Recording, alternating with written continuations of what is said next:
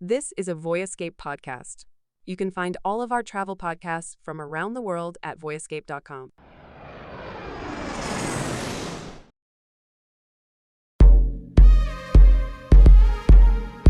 At the Mer de Glace, I saw that people could come away with a shifted perspective, a deepened kind of emotional understanding of this. Of course, I also saw a ton of people who take the little red train up, get out, take a selfie in front of the glacier, buy their espresso and take a little train home. Take a little train home.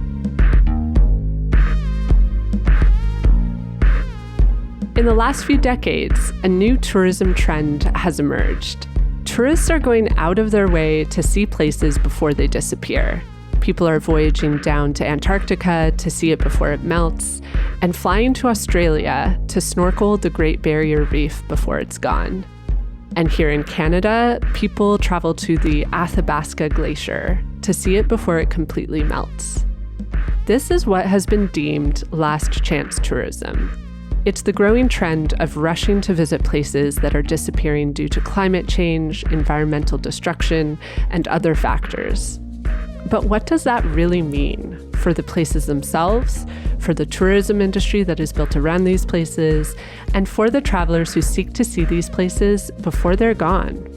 Today, we're diving into the phenomenon of last chance tourism, how it started, why it's so appealing, and the ethical questions it raises. And we will, of course, ask the big question, should travelers rethink the see it before it's gone mindset?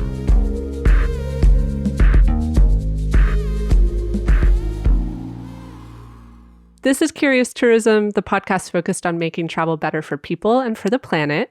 I'm Erin Hines, travel writer and content creator, and I'm joined by my producer, Katie Lohr. If you enjoy the show, Erin and I would love you to support it. If you can do one good thing this year, it is support our podcast by telling somebody about it or just finding ways to interact with us and telling us what you want to hear about. The comments are open on Spotify, and you can also leave us a very nice review on Apple Podcasts if you're into it. You can also get in touch with us directly on social media or by email. All our contact info is in the show notes. Here to discuss is Paige McClanahan. She is a travel journalist and author who has reported from more than a dozen countries, writing for publications like The Guardian, the BBC, The Washington Post, and The New York Times. Recently, Paige published her book, The New Tourist: Waking Up to the Power and Perils of Travel. Her book explores how tourism has shaped the world, for better or for worse, and provides a genuinely helpful framework for thinking about our own travels. Hey, Paige, welcome back to Curious Tourism. Hi, guys. Thanks so much for having me. Yeah, we're excited to have you. We haven't spoken with you in quite some time. I think the last time we chatted with you was like maybe 2022 on the show. Yeah, it's been a while. Yeah. So I'm excited to have you back, and we're going to chat about it more, but you have written and published a book, which is a fantastic read. I'm reading it for the second time now. It's called The New Tourist. We'll talk a bit about it right at the end. But yeah, before we get into our chat, I know you have a news story that you wanted to bring to discuss with us, so I'll let you share what that is. The news story that I want to talk about, it's actually kind of a collection of different stories that I've seen written about from different angles, but the general theme of kind of fear around travel or, travel boycotts or hesitations to travel or canceled travel plans because of the new Trump administration that we have in my home country of the United States, which is no longer the country where I live, but is the country where I carry a passport, and I am American. So reading these stories as an American abroad has kind of hit home, really. And I'm curious really to hear your perspective, the Canadian perspective on this too, because obviously there's been tension over the US-Canadian border. One article that I just read really recently that kind of got into this was a column by Robert Reich. And he wrote a column in The Guardian, I think just in mid-March, kind of inviting people to consider boycotting travel to the United States out of kind of both concerns for their personal sort of safety and well-being and the fact they might get detained at the border, and also as a way to kind of make a statement or say that this is not, I don't want to contribute my tourism dollars to a country that's going in this direction. I was struck by that. And this is something that, I've come up, in conversations with people, with friends, just, I've had not with non-American friends, conversations I've had with non-American friends who are kind of asking themselves this question. So that's kind of the topic that I would love to get into. And also, hear the Canadian perspective on this, which I imagine this is like really a difficult thing for a lot of Canadians to be thinking about. And I imagine it's weighing on you a lot. Oh, definitely. Can confirm. Yeah. Can confirm. Canadians are boycotting a lot of American things at the moment. Yeah. Something I find really interesting, actually, in chatting with friends of mine who are actually in the US is that I think there is a major disconnect between the perceptions that Americans have of what other countries view is happening in the US compared to what people in those other countries are experiencing and feeling and seeing. Because I was speaking with a friend of mine who's based in Seattle, and I told her basically everyone I know is canceling any travel they had booked to the US. I know some bloggers who are going just because they have contracts that they have to honor. But a lot of people, like people I know who vacation every year in the US, have decided not to go. Most people within my circles are not buying US products in stores. The reaction in Canada has been like very wide and very intense. I'd be interested to hear how people are reacting where you are in the EU. But I know for Canadians, it's a very intense reaction because like we're also having our sovereignty threatened by the US president. And I don't know if Americans in the US are really aware of how intense those threats have been. And I know a lot of people may write them off as jokes, but with the history of this president and with the severity of a threat like that, you would be silly to write that off as a joke. So a lot of Canadians are really upset, really afraid. I will tell you, I have heard people ask each other, like, what happens if there's a draft? Are you going to do it? There are Canadians here that truly believe there is a larger war coming. I don't think that is a wild idea anymore to Canadians, which is wild for me to say. It truly is. And I've had like very intense discussions with my own family about what is going on. Like Canadians feel very threatened and very scared. So the concept of not traveling to the US is kind of a given. I know there are Canadians that still are. Like obviously I can't speak for all Canadians, but in my circles, like this has been reflected quite a lot in the news as well. Katie, like what are your thoughts? Because you're in a different region, so maybe you're noticing different reactions. No, it's basically the same reaction. And it's interesting because, Erin, you're like deep in the blogging sphere. I'm deep in like the Canadian podcasting sphere. And something that's been going on in Canadian podcasting has been, there's a bunch of podcast conferences happening in the States over the next few months. And they're pretty big ones that a lot of like brands go to. You can find clients there. It's just like America is the space where podcasts are huge. So it makes sense for Canadians to want to go to these conferences. But now there's been a lot of talk about like not going to them. There have been a couple of campaigns that have come out that are giving Canadians sort of advice and a checklist on what to do if they're planning to go to the States, which is have a lawyer ready to go. Turn off your phone when you go over the border. Check that you don't have like any anti-Trump stuff on your phone or like in your social media that's going to be sitting there. Making sure that you know how to contact the Canadian embassy, like all of these things that just make it seem like very dangerous to go to the US. And this is something I've actually told a couple of my colleagues who are planning to go to a podcast conference in a couple of weeks, where I'm like, I'm kind of nervous for you guys. Like, here, check out this little this checklist here, because I don't know if I'd want to be going, to be honest. Like, I don't really have any plans to go to the US, because we also saw the story of the woman who was detained, the Canadian who was detained for, I think, 10 days and didn't have like any contact with her family until her family brought it to the media. So yeah, pretty scary stuff. Similar in the blogging space, especially because a lot of bloggers, I'm in the Canadian Media Association of Travel. So it's a lot of journalists, a lot of bloggers and creators. And the private Facebook group almost every day is discussions about this, about whether like we should be taking work in the US, whether we should be canceling. A lot of heated discussions, and a lot of people are bowing out, including journalists, saying, I don't want to be working there at the moment. I know we've been on a tangent, but the last thing I'll mention is I listened to a really interesting podcast episode from the CBC this week, which is the Canadian broadcaster. And they were talking about sort of the history of nationalism amongst Canadians and how everything happening has made Canadians suddenly embrace nationalism in a way that we typically don't. I think Canadians are kind of known for this. We're such a diverse, sort of like pieced together society that we don't have the same, like when I'm in the US, I'm always surprised by how people like fly American flags, and it's just a very different vibe. Canadians aren't really like that, but the threat of another country has really made us come together into this like singular identity, which is really interesting to see, especially the journalist they were interviewing. He was saying, I never really thought of myself as a nationalist. Like I was never nationalist for Canada. And I'm kind of like hesitant to say this now because it feels odd to say, but I really feel it now.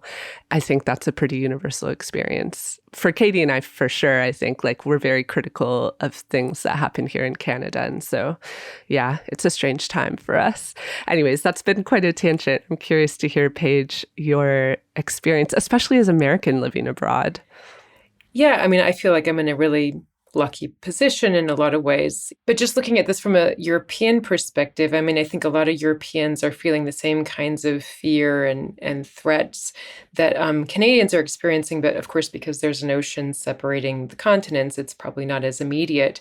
But I know in The Guardian and in like German media, there have been stories about Brits and Germans who've been detained at the border, I think especially with the border between like Mexico and California, detained for a couple of weeks or 6 weeks without any kind of context. So there are these kind of, horror stories or, really scary stories that are in the media. And I know there have been media reports that both the UK and the German governments have updated their official travel advice on their websites, just reminding people that there's only so much that our government can do to help you, UK or German citizen, if you're trapped at the border, and that there is a risk of arrest or detention. So scary stuff. And, when you see that, yeah, it's hard not to feel the fear. And I've just had, just friends kind of making quick comments like, oh gosh, like the US, like, saying like, oh, Paige, you're going back to visit your family this summer. Like, well, yeah, who knows how long they'll still be letting foreigners in or something. Good thing you have your American passport, And then Trump is talking, and then Trump at the same time is talking about a new travel ban on a list of, I think, like, 30 or 40 countries that's still under discussion. So it's really, I mean, for me, I'm kind of like, wow, I'm just feeling, it's like this big cloud of fear and otherness, right? Like, who is that, those people on the other side of that border, they're like the differences are just growing and growing. And it's like, okay, how do I as an individual stay in a place of kind of love? It sounds sort of cheesy about it, but like love and openness, and I can staying out of fear. It's really, really hard to do. But I mean, I'm thinking of another news article that I read that was in the New York Times that was looking at this question from an American perspective and saying that Americans are now more scared to travel abroad because they don't know how they're going to be seen.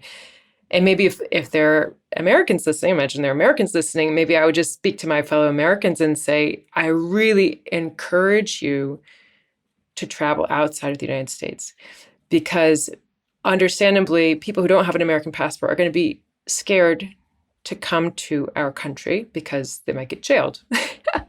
But we, as Americans, we can still travel out. Probably we want to make sure we don't have Trump stuff on our phones when we travel back home. But we can travel out. We can be citizen diplomats. We can, educate ourselves about the perspectives of Canadians, on America, or Europeans on America. And we can be ambassadors for our home country, which so many of us Americans just do not recognize at all. I mean, every conversation I've had with American friends recently is just like, we feel like we're living in Germany in the 1930s. It's not much different. Exactly. So what can we do? We Americans, we can still travel, and we can just aim to be a positive force in the world in our own individual capacity, regardless of what is happening along our borders or in our government. But yeah, it's a scary time. And and the implications of all that. You have to think of like the broader implications of people not crossing borders anymore. And it gets to like what's important about travel. It's cross-cultural communication and contact and mutual understanding. And if we're all staying in fear and staying at home, like that doesn't give me a lot of hope for the future. I just need to say this. I hope that any American who is listening is calling their representatives every single day. You need to call every single day. Every day. It's one of the few things we can do, or Americans can do. But it's interesting you bring this up because I'm in Toronto subreddits and I've seen a huge influx of posts from Americans saying, I want to come visit Toronto. Are you going to welcome me? They're afraid to come visit. And the comments are always, of course, like Canadians, we're not unkind people and we understand the nuance of this. Not every American voted for this. Not every American wants this. So I do think Americans can like comfortably and safely travel here, of course. And I think that's important to say as well. We're obviously very aware that a lot of Americans, most Americans probably, are not happy with what is happening and don't want this, which is kind of why it makes it a shame that I feel so uncomfortable with the idea of traveling to the US, because I've always been one to say that I'm not going to draw moral lines in travel because you can find really problematic things with every government around the world. I think the difference here is this is just so personal, and the threat of crossing the border is actually quite scary for Canadians at this point. So, totally. Yeah. I mean, when your personal safety is really in question or could be in question, that makes it feel very different, I imagine. But just thinking of a moment when I was scared to travel. I went to Saudi Arabia for my book, and I went as a solo female journalist. And but I decided to travel just as a tourist because I didn't want to sort of get on the radar of anyone who wanted to sort of like track what I was doing. And I was scared to go, and I didn't have, any experience in that part of the world really. And I didn't speak any Arabic. And, but I really wanted to go for a professional curiosity. I wanted to write about tourism in Saudi Arabia in my book. I was scared to go, and I was really trying to keep like sort of a low profile, but I was just there, as a tourist. I didn't request any official interviews. And I had this really profound experience, and one interaction in particular. On my very last day in Riyadh, I was with my tour guide, this like fascinating Saudi woman named Fatima, who I later wrote about in the New York Times. She was going to give me a ride to the airport in her pickup truck, and the battery died. And we were in this kind of busy parking lot in Riyadh. And we're sitting there, and it's like, oh God, got to get to the airport. What are we going to do? And this, young Saudi guy comes jogging over. He sees her, with the hood up, and he's like, oh, he speaks to her in Arabic. I hear the word for American. He looks at me, switches to very good English. And he's like super like, oh, yeah. Like he's happy to help. He runs to his car, gets the little battery pack to give us a jump. We get a jump. It's cool. Yay, we're going to go to the airport. I'm not going to miss my flight. But he's like, wait. Like he wants to talk to me. And he was like wearing a traditional like Saudi robe, kind of a white guy, white long sort of thobe, I think it's called. And he was like, he's like, you're from the United States? Like, we're in the United States. And I told him we're having a chat. And he was like, yeah, I was in the United States. I went, like he and a friend had gone after their architecture exams, and they'd gone to Orlando and New York City. And I was like, that's so cool. And he was like, I had such a good time there. And he was like, I was so scared to go because of what I'd seen on the news and social media and like guns and crime and everything. And I went to the United States, and he's telling this to me, and I was like getting chills as he was telling this to me. And he was like, you wouldn't believe it. I felt so safe the entire time I was there. Like he was just blown away. And he was, I felt so safe the entire time. And he told me like word for word, he was like, the United States is nothing like what you see on the news or in social media. And I was like, whoa. Chills. I was like, amen, brother. Amen. Saudi Arabia, my experience of Saudi Arabia was nothing like what I had seen in the news or on social media. And I was just like, wow, we are here having this superhuman interaction with this Saudi young man who had this like fun trip to Orlando and New York.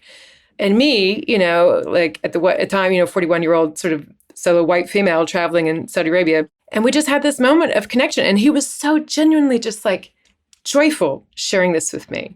And I felt that, and I was like chills. And I was like, I need to share this anecdote in my book. As an American who's lived abroad for most of my adult life, I've met a lot of people who've said, no offense, Paige, but I would never travel to your home country. And I get it. I really get it. And this is even before Trump, right? And I get it. But I see my home country the way I see Saudi Arabia, right? As a beautiful, deeply flawed country that's home to millions of diverse souls. And that's the whole world, right? That's the whole world. Realistically, every country is that. Yeah, it's we're all that. It's how do we get past the fear? I mean, how do we remember? How do we have those let me jump your car, in the parking lot sort of connection moments? And I feel like there's some sort of element of the solution to defining world peace. It happens in those sort of interactions, And I just hope that as we're all navigating the fear and the technicalities or the detentions or that we kind of keep a sort of a true north of how do we still seek out those moments even despite everything that's being thrown on our shoulders in this moment.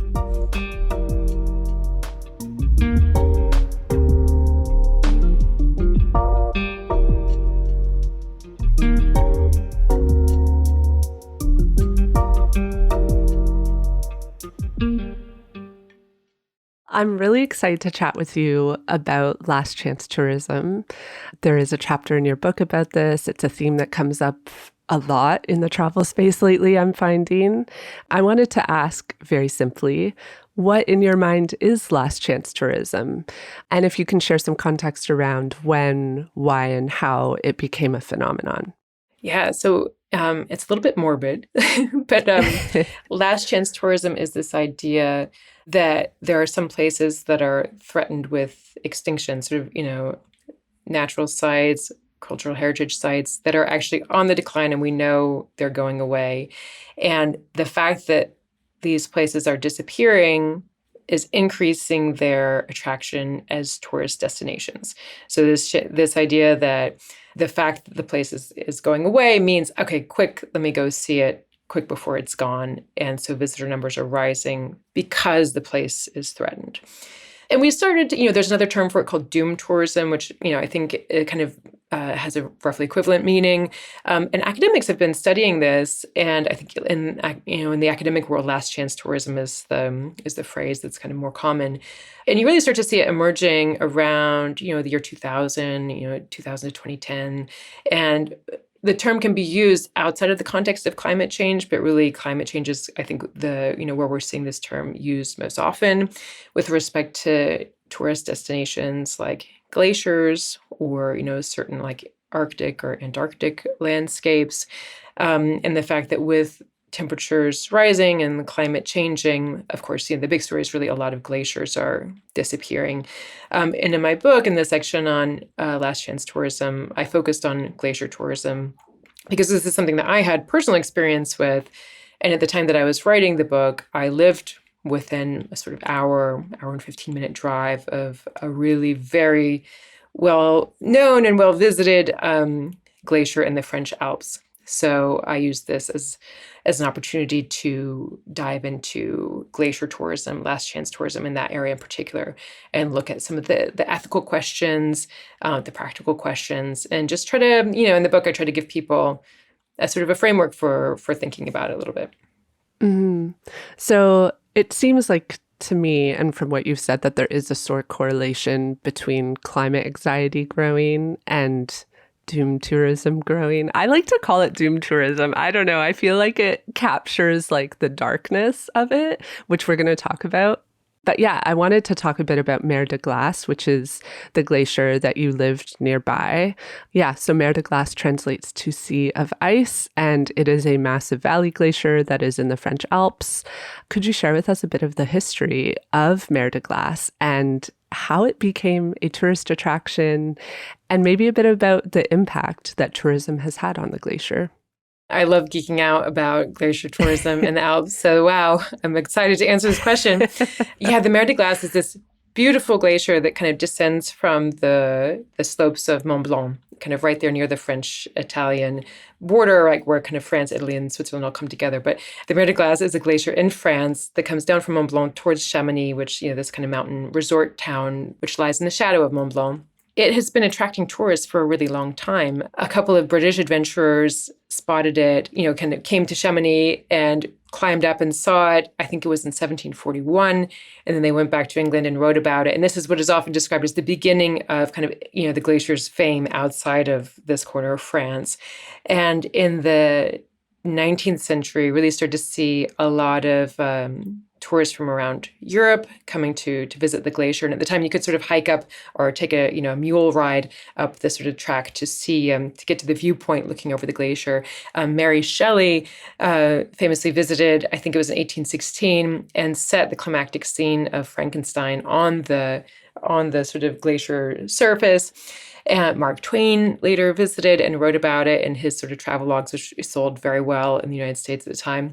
And then I think it was in the early 20th century, if I'm remembering correctly, around like 1908, 1910, something like that, they built a train, actually, like a little kind of cogwheel train. So facilitating the visitor sort of movement up to the lookout point. And it's really very beautiful. And this train exists now. Of course, it's been updated, but you can take the little red kind of cogwheel train from the middle of Chamonix up to the viewpoint at a place called Montonvert. And you can see it from there. You can also hike down to the surface of the glacier, or you can take a lift down to the surface of the glacier. And if you do the hike, which I first did in 2009 and most recently did last year, as you're hiking down, there are plaques now that show the level of the glacier. I'm forgetting exactly which years, but like over the years and how it has dropped and dropped and dropped and dropped. And it's just seeing that, it's amazing and so striking. And you're noticing that the farther down you go, the bigger the gaps are getting in terms of the meter distance between, the plaques, and the shorter the number of years are growing. So you can see really visibly how the melting of the glacier has accelerated over time. And in the glacier itself, they carve an ice cave every year, and they have to recarve it every year because the glacier is moving. It's, shrinking up the valley. And so every year they move it up a little bit and they recarve it. And for the book, I got to hang out with the team who carve the ice cave every year. And I was like hanging out with them with their massive like ice drilling machine, which was kind of cool and freaky at the same time. And I had a conversation with the guy, Paige McClanahan, who does this for a living, who carves his ice cave. And it's the work that his dad did and that his grandfather did before him. And he's like this, he was, at the time I hung out with him, he was 29 and doing this. And he was like, listen, we know we have another 10 to 12 years at that point. When it was that 2023, I was with him. He's like, yeah, at this point we know maximum 10 years and then the ice cave's going to be done. And the ice cave has been there. His grandfather started carving it in like the late 40s, early 50s, if I remember correctly, like not long after the end of World War II. So, it's a fascinating site and it's really popular with tourists, really popular with French tourists. And I saw it, I wrote an article about this for the New York Times as well. And you can see like older French people who visit this site, a lot of them visited as kids, on school trips, and they're coming back maybe for the first time in 40 or 50, 60 years, some of them, and they're seeing it again. And I interviewed an 80-year-old man who was visibly struck upon seeing the glacier. Like he had last been there like as a chaperone for his son's school trip in the 80s or something, I'm forgetting. And he was visibly struck. And I've interviewed researchers who've done surveys at that spot and said they've seen people burst into tears upon seeing it. So on one hand, this idea of visiting a destination that's disappearing, it can have these emotional impacts, and it can really open our eyes in a way to the fact that this is real, it's happening now, and this is going to be gone. And you can just really feel climate change in a visceral way that you wouldn't have seen if you hadn't visited the glacier. On the other hand, what is the impact of our presence in that place? And to what extent is our presence in that place endangering the site or what's happening there? So that's really the line that you're having to sort of navigate with last chance tourism. And I see challenges and opportunities in this type of tourism. I don't think there are any easy answers, which probably is what makes it so fascinating. Yeah, it is fascinating because I've actually read a lot of like scathing articles and characterizations of it, like people saying this shouldn't exist, you shouldn't participate in this. But my gut feeling around it has always been that it's more nuanced than that, which is why I really like the chapter in your book about it. In it, you describe last chance tourism as a postmodern approach to travel. And I just have to share this quote because I just think it's such a great quote. You write, "On our overcrowded, overmapped, overphotographed planet, human beings are no longer racing to be the first to go somewhere extraordinary or do something exceptional. Now we're racing to be the last." And you explained that knowing something is disappearing makes it significantly more alluring for tourists, which I think is such an interesting observation because I have seen this mentioned so much in literature written about last chance tourism. It makes sense that that is a motivation for people to go. They want to see it before it's gone. But like I mentioned at the top, to me, visiting such places, and you've mentioned this as well, is also kind of distressing. I would almost liken it to dark tourism. And I know I'm not alone in this. I know people personally who have skipped visiting glaciers because they know that they don't need to see a glacier to know that the glaciers are melting. And a friend of mine said to me, to look at one is just a reminder of what is happening to our climate, and I don't need that. So I'm curious if you've encountered this kind of reaction, like people who are saying, I'm not going to participate because it's too emotionally distressing to see the evidence of climate change. Yeah, I remember I had an interview with a Canadian academic who was really clear in her understanding of last chance tourism, doom tourism, as really a very hedonistic impulse, a very self-interested impulse, a very like, I'm going to go and do this for me, kind of screw the rest of the world or the longer term consequences. Like, I want this to tick that box or to get that selfie in front of it. Her position left the least room for kind of nuance. But hearing her, I was like, I get it. It makes a lot of sense. Like, that doesn't strike me as totally wrong.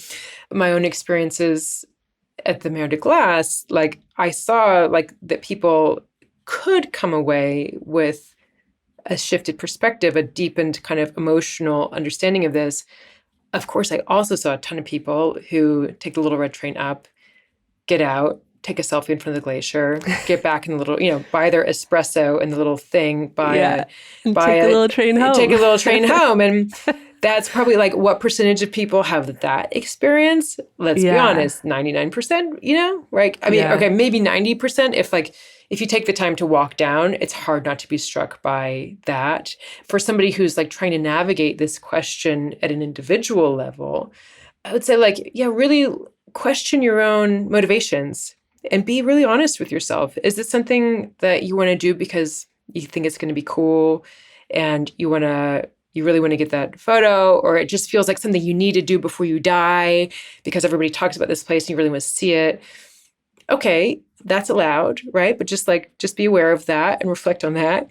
Or are you going, to really learn and deeply engage, and because you want to sort of come away with something that you might share with the wider world, or you're trying to do some information gathering? I think just like with any type of tourism, I think questioning and just being really in conversation with our own motivations is so important, whether we're going to Amsterdam or a glacier or, I don't know, a national park in the United States, or like, what's motivating this? And is it coming from a place of kind of love and curiosity and openness, or is it coming from a place of like ego and want and self-interest? This is interesting to bring up because I wanted to talk about my only last chance tourism experience that I've ever had, which was to a glacier, but in Iceland. My partner and I did a guided glacier hike on Skaftafell Glacier, which is in southeast Iceland. And we had heard that these hikes were very educational. And that was indeed our experience. The guides focused a lot of attention on how fast the glacier is melting, the ecological impact of this. It felt like most of the tour was about this. I remember leaving that hike and Luke and I looking at each other and just saying, wow, that was depressing. And it was depressing because we learned how incredible glaciers are, and we didn't know like how living and breathing they are until we were hiking one, and this like enthusiastic Icelandic guide was explaining to us like how they shift and move and like how they're built. Like it was just so fascinating. But then to have that in contrast to the news of the fact that this glacier is actively melting and you can see the evidence of it there right there as you're hiking it. It was just a very intense experience. I know that education is one of the benefits that are commonly cited for last chance tourism. What are your thoughts around this? Do you think that awareness can come from last chance tourism that has a long-term or real-world impact? Because this is something I wonder. It's like you might feel the impact of it in the moment and maybe for a couple weeks after you'll think about it. But is there really like long-lasting impact?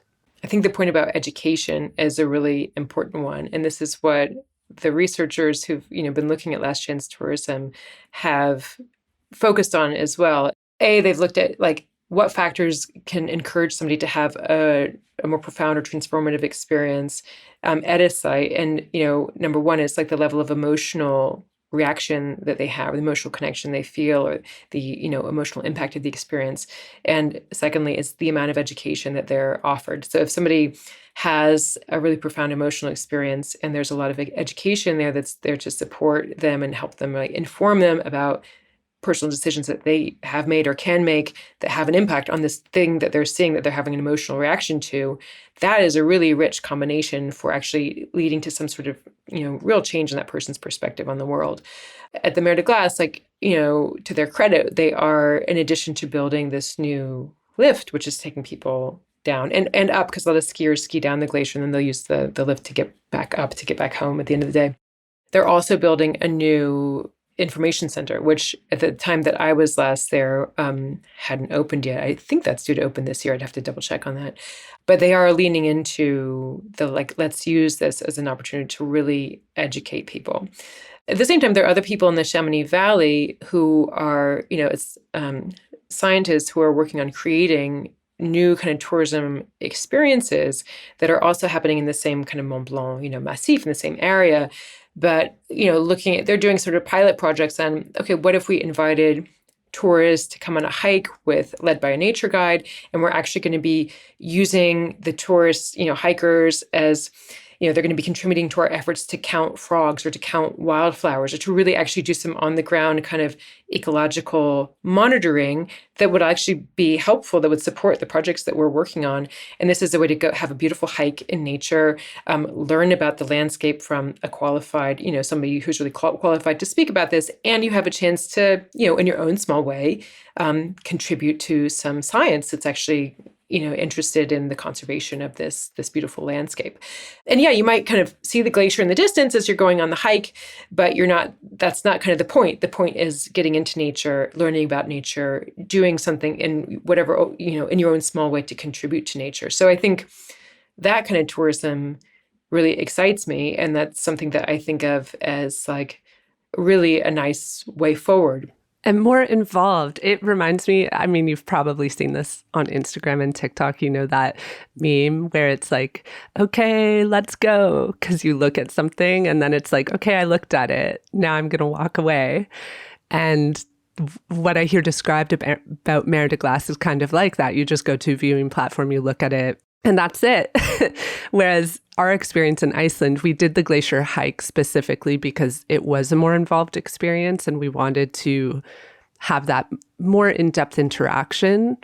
I don't even know if they do a viewing platform for that particular glacier, but I think there are glaciers here in Canada where you can go and it's just a viewing platform and you just stand there and look at it and read a sign.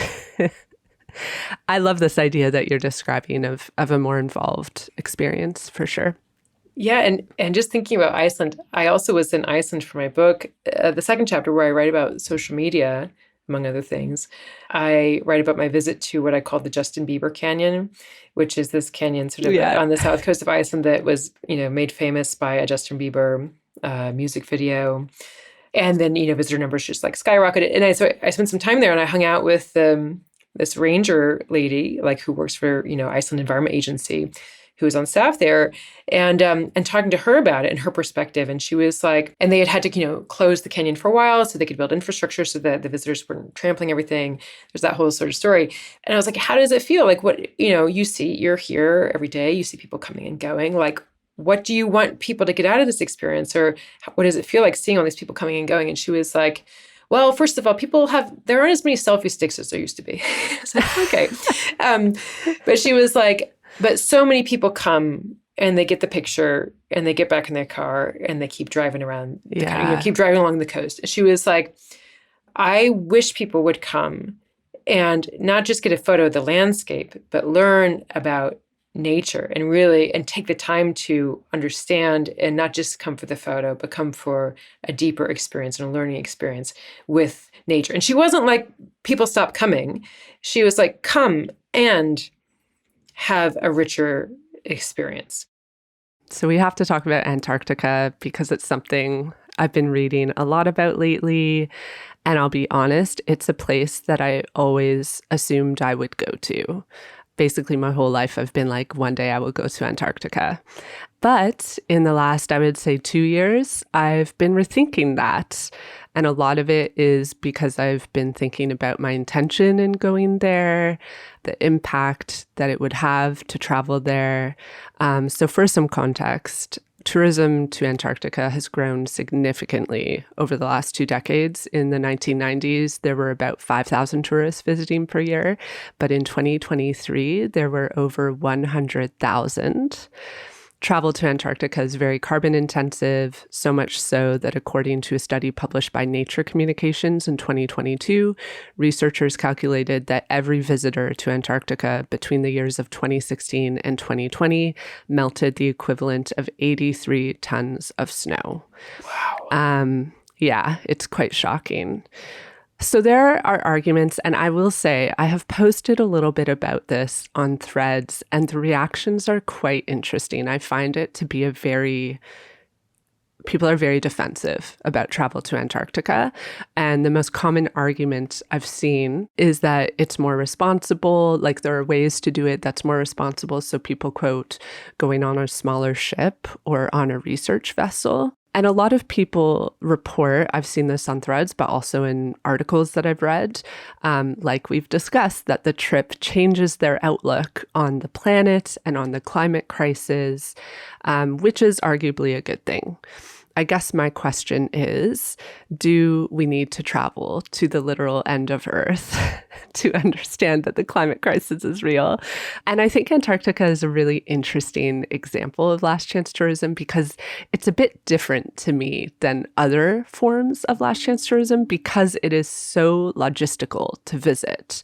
Once you boil it all down, in my mind, it's like, even if I go on a research vessel, even if I go on a smaller vessel that's like doing more to be responsible, I still have to fly to the southern end of the planet, and I still have to get on a boat and spend a minimum of 10 days on that ship.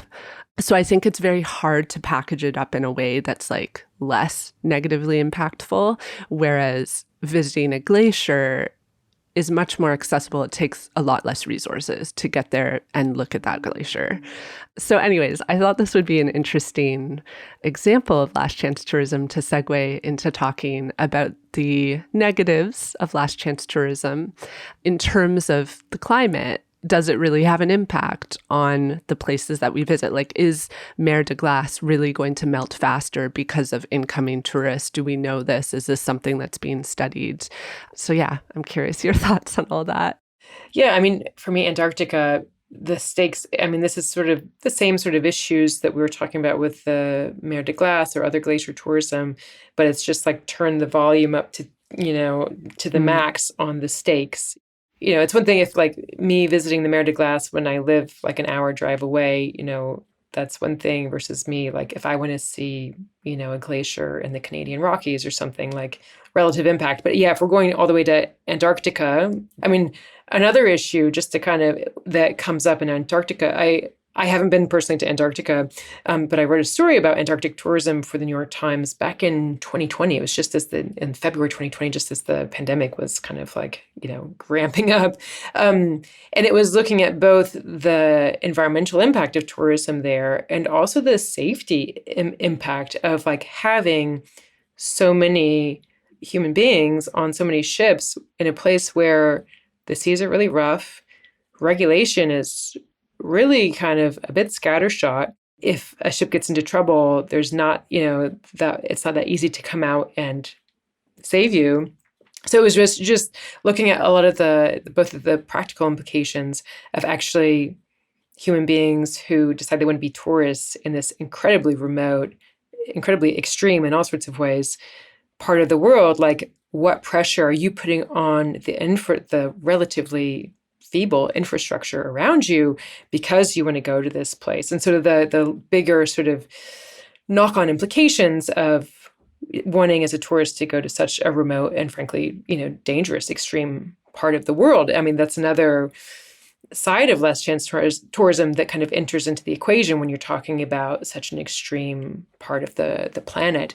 As you mentioned, a lot of people who talk about Antarctic tourism in the positive light do put an emphasis on how this can lead to a shift in perspective. And I can think of a couple of examples of people I know who I've come across in my tourism work who were really inspired by a trip to the Antarctic. A woman named Christine Beckman, who has founded a way for travelers to contribute to like buying carbon to be scrubbed out of the atmosphere. And she got the idea for that after coming back from Antarctica. And, she left the job that she was in to commit herself to doing this. So it's like, okay, wow, that is one really powerful example of, this. Is that the majority?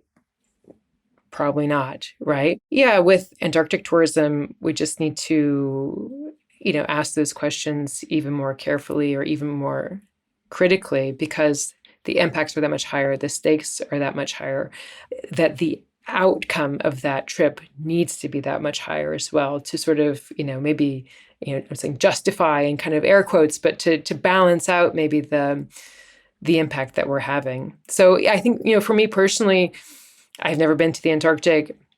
It's not something that is calling my name, mainly because I'm incredibly vulnerable to seasickness, and the idea of being on a ship down there, just like, oh my God, it sounds like death. But it's, I think for me, the answer is easy. Like, no, it wouldn't be worth it. Like, that's as cool. I want to see so much of the world, but I think that's a part of the world that I'm very comfortable saying, you know what, actually, that's not for me. I'm not to say, who am I to say whether it's for you? That's not my decision. But for me, like, that's not for me. I think I'll set that one aside, and I'm okay with that. And I'll watch videos about it and documentaries about it, and I'll enjoy things other people write about it, and that's fine. Yeah. For me, it's the wildlife and photography and the landscapes. And just the more I thought about that, I was like, is that reason enough to go? I'm not like a professional photographer. No one needs my photo of a penguin. There's lots of great photos of penguins out there. So when I thought about it more deeply, like that was kind of my conclusion. I can enjoy photography in other parts of the world where I'm not going to have such an intense impact. It's not really necessary for me to go as much as I would like to. But something I think about a lot is regulation around these things, because this is something I've read is an issue in the Antarctic. There's not really a lot, like a regulatory body controlling the amount of tourism going there. And so it becomes one of these questions, like we're talking a lot about tourist intent, which I think is important. I would hope that most tourists are intentional about their travel, but regulatory bodies should play a role in this. There should be limits. It shouldn't always be up to the tourist to like make a moral decision about traveling somewhere. So on that note, what role do you think governments and tourism boards and destination marketing organizations and et cetera play in either promoting or restricting tourism to last chance areas like the Antarctica or to glaciers? Well, yeah, one thing I was really surprised to learn in reporting this story I wrote for the New York Times a few years ago about Antarctica was that, the tourism operators who are working down there are regulated but they're regulated by the International Association of Antarctic Tour Operators, if I got the acronym correct, IAATO. So it's basically industry regulating itself. So it's an association of companies who have created regulations that they impose on themselves, so when I found that, I was like, which are in their own interests. Ooh, that's a little wrinkle that I hadn't been aware of before I started reporting this story. That gives me personally another level of like, oh, okay, am I sure that what I'm entering into, if I were to go there, there's a structure, there's a framework there that's ready to welcome me as a tourist in a way that's in line with my personal safety, and B, in line with the environmental health of the area. Like, regulations or limits, we need these, and we need government to step in, whether it's at the really small scale level of, at this Justin Bieber Canyon in Iceland, the government cut off, or the, Icelandic sort of environment agency cut off access so that they could have the time to allow the space to heal, and they could build walkways, and they could build toilets, and they could build a parking lot, just basic infrastructure so that people can come without destroying it. These are the kinds of things that, we really need. We need governments to step in and create those kinds of structures. And, and we need, in some cases, do we need a hard cap on visitors? Possibly. The challenges here are so specific, both in kind of place and in time, and the solutions really need to be specific to, the place and the time of year that we're thinking about. But when we're talking about places that are so fragile that we know are disappearing, the role of government in guiding our experience in these sites, I think, becomes really, really critical. We can't leave that up to individuals or the people who are making money out of our presence in those places. Totally agree. Well, we're going to wrap shortly. I just have one more question. We've kind of touched on this, but I think it's a good place to end off. Do you think that there is a way for people to change their mindset from see it before it's gone to protect it so it lasts? How do you think travelers can be part of this shift when they are choosing to participate in last chance tourism? Yeah, I mean, on one hand, tourism is so fascinating because in one way, we can see tourism as commodifying the things that humanity loves, whether it's beautiful environmental landscapes or important cultural heritage. Tourism turns these things into commodities that we come to consume, which is kind of one way of looking at it. The other way is that tourism shows us a new way to value these things that we might have taken for granted before, or not seen, not appreciate their full value. But yeah, as we were saying before, leaning into the chance to learn, the chance to travel with curiosity and humility, and a deep awareness of one's impact on the place, a deep honesty with oneself about how my presence is going to affect this place. And then a real openness to having one's mind opened, or having one's perspective shifted, a real readiness to learn, and then, a commitment to taking something away from that experience and sharing it with the wider world, whether that's just a handful of friends who you recount the story to afterward, or your thousands of social media followers, or, whatever audience in quotes you have. Like, how can you share something that's authentic and meaningful about that place where you had that experience? I think is something that we can all ask ourselves, whether we're visiting a glacier or a city or, an ancient heritage site.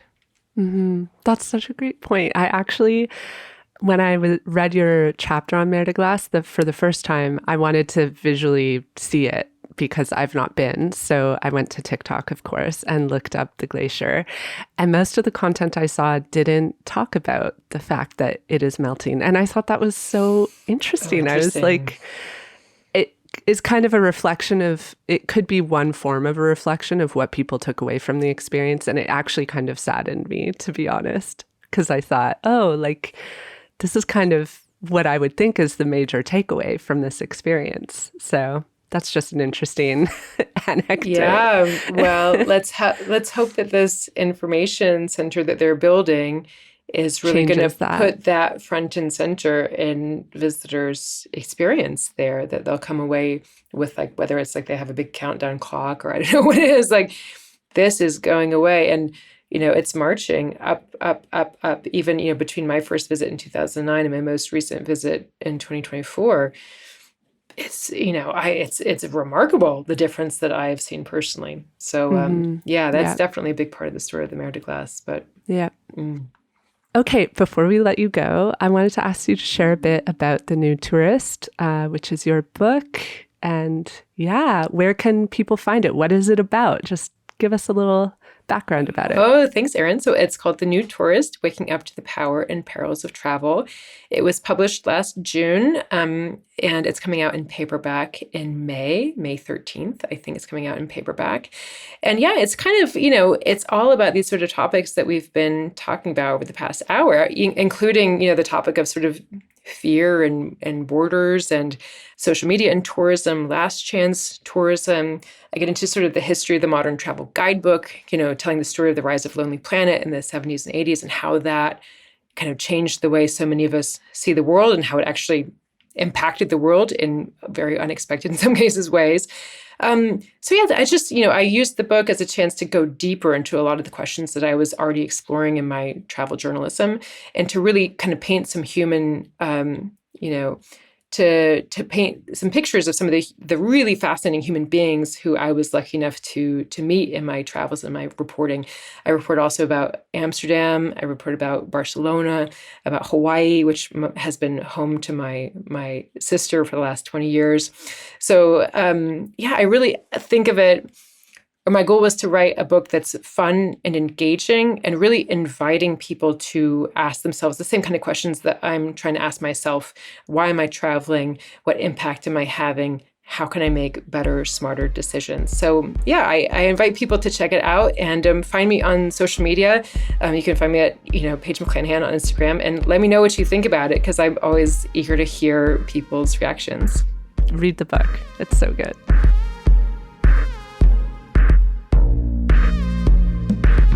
Thanks for listening to Curious Tourism. If you enjoyed this episode, don't forget to share it with a fellow traveler. If you're feeling extra generous, you can leave us a 5-star review or support us on Patreon. Anything you can do to support the show will help foster meaningful change throughout the travel industry. Curious Tourism is written and hosted by me, Erin Hines, and it's produced and edited by Katie Lohr in Canada's Toronto area. If you want to reach out to us, check the show notes for all the info you need. Stay tuned for a new episode next month, and of course, stay curious.